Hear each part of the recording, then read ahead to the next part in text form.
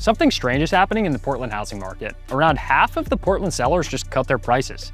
But areas like Cape Elizabeth seeing major price jumps and buyer activity has shifted. These aren't normal patterns, and today I'll show you why these contradictions matter. And stay till the end though, because I'll walk you through what buyers and sellers should do right now to turn this into opportunity. First, let me put everything in perspective.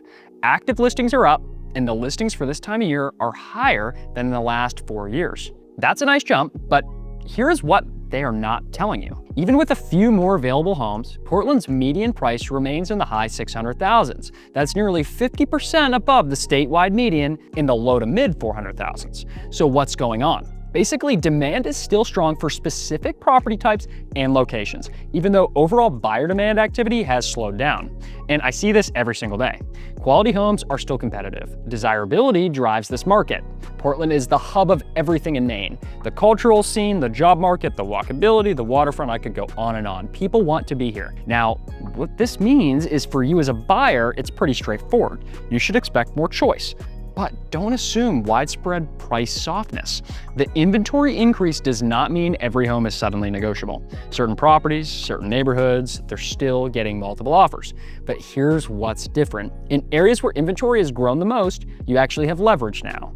You have time to evaluate, you can negotiate, you can ask for repairs or credits. That was not happening 2 years ago. And for sellers, here's what this tells us. You cannot price based on Portland's citywide median anymore. You have to look at your specific submarket, neighborhood, and property type. But don't worry, I'll go back to more tips at the end of this video, so stick around. Because Portland is no longer a uniform market, and that is a critical point we'll get into right now.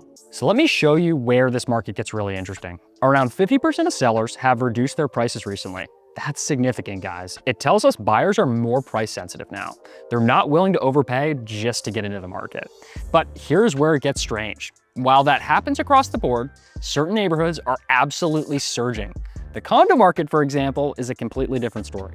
Condominiums in Cumberland County saw a median price in the mid 400,000s, up 6% year over year. Price per square foot is up too. Meanwhile, single-family homes in the same county saw 0% growth. And then you look at coastal premium markets. Cape Elizabeth saw a median price in the high 700,000s, up more than 33% year over year. Scarborough is holding in the upper 600,000s to low 700,000s. Falmouth is sitting near the upper 800s. So yeah, these towns are not cooling down, they're accelerating. Bottom line, Portland is no longer a uniform market. And now you saw the proof. So buyers, you must evaluate micro trends instead of micro averages. If you're looking at citywide data and thinking you know what's happening in every neighborhood, you're going to make a mistake. And I have more mistakes to warn you about coming up. Sellers in high-performing pockets may command premium pricing, while others have to just adjust more aggressively. And that brings me to the next point. Before I go on though, if you're having doubts or questions about investing, moving, or selling here, don't hesitate to reach out. I have over 5 years of experience dealing in this market and have sold hundreds of properties. And searching for the best opportunities in real estate is my full-time job. My contact info is on screen in the description down below. So here's what makes this market confusing for a lot of people and how you can avoid that. Citywide year-over-year price growth remains strong and the median price is up 10%. On paper, that looks fine. The reality is the widening gap between strong neighborhoods and softening ones shows a market in transition. What this tells us is that the averages are hiding the real story. Some areas are thriving, some areas are struggling. Days on market are close to 30 days in some areas, which suggests buyers are selective instead of absent. Through late July 2025, Lockbox data showed over 69,000 active showings across the entire area, exceeding both 2024 and 2023 levels. So the buyers are still out there. They're just not rushing into deals anymore. They are taking their time and negotiating. So what does this mean for you? If you are a buyer, you cannot use citywide data to predict how competitive a specific area is. You have to drill down. Look at your target neighborhood, your target property type, and understand what is actually happening there. I have more actionable strategies for you, so just hold on a moment. But if you're a seller, you must factor in buyer selectivity and condition expectations because buyers have options right now, as we saw.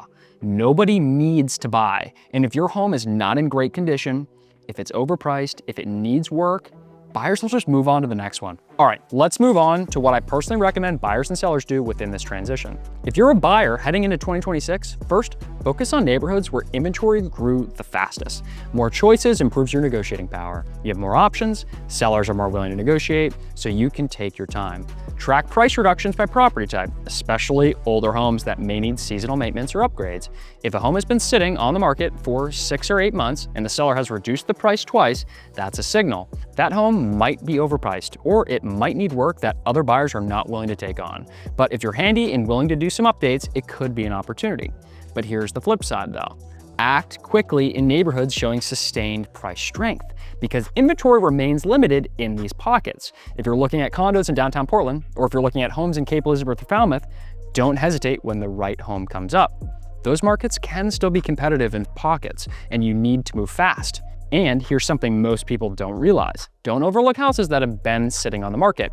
Being patient can be a benefit, but when the right home comes up, don't hesitate. That balance is critical. You want to be selective, but you also want to be ready to act when the right property comes on. Bottom line, buyers who use sub-market trends rather than city averages can avoid overpaying and find areas with better leverage. And that's how you win in this market. Now let me talk to sellers for a minute. First of all, price realistically from day one. In areas with rising inventory or higher percentages of price reductions, you can't afford to test the market with an aggressive price. Because here's what happens. Your home sits, buyers start to wonder what's wrong with it. And then when you reduce the price, you've already lost momentum. Consider pre-listing updates, especially on older housing stock where buyers expect efficiency. I go into these houses where people have lived there for 25 years. I see floors scratched, paint's faded, and they're often wondering why they're not getting offers. As I said, buyers have options now. Your house cannot just be okay, it has to stand out. So refinish the floors, paint it, stage it, make it look like somebody cares about it. It does matter, or you can price it accordingly. And in strong submarkets like downtown Portland or the West End, emphasize walkability, access, and property condition instead of relying on broad price trends. Buyers in those areas are paying premium for the location. They want to walk to the restaurants, they want to be near the waterfront, they want historic charm. So if your home has those features, highlight them. Don't just list square footage and number of bedrooms. Basically, sellers who adapt to micro market performance can shorten days on market and reduce the need for price corrections. And this is what you want. So here's what you need to understand heading into 2026. Portland's housing market is sending mixed signals. Inventory is rising, price corrections are increasing, yet prices are holding steady in many areas, and certain submarkets are absolutely thriving. The key is working with an agent who actually understands these local dynamics, someone who was born and raised here and tracks these micro trends every single day. So reach out to me. I specialize in working with clients who value honest guidance. Send me an email on screen or in the description today. Love to chat with you. And now that you know about all this, watch this breakdown on which areas will boom this year in 2026, because all this info here, coupled with my ranking, will definitely broaden your perspectives about this housing market. Thank you, and we'll see you there.